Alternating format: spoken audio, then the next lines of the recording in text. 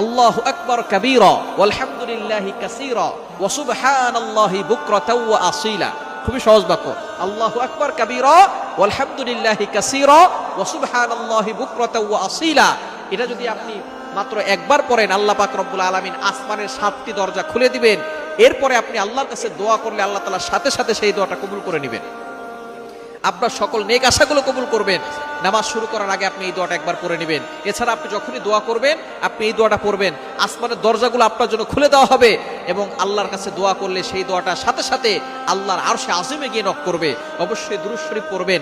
দোয়ার আগে দুরূদ শরীফ পড়লে এটা মুআল্লাকুন, ঝুলন্ত অবস্থায় থাকে না, এটা সাথে সাথে আল্লাহর কাছে গিয়ে নক করে। সুতরাং আপনি যখনই দোয়া করবেন এটা পড়বেন, নামাজ শুরু করার আগে এই দোয়াটা পড়বেন, আল্লাহু আকবার কাবীরা ওয়ালহামদুলিল্লাহি কাসীরা ওয়া সুবহানাল্লাহি বুকরাতাও ওয়া আসীলা।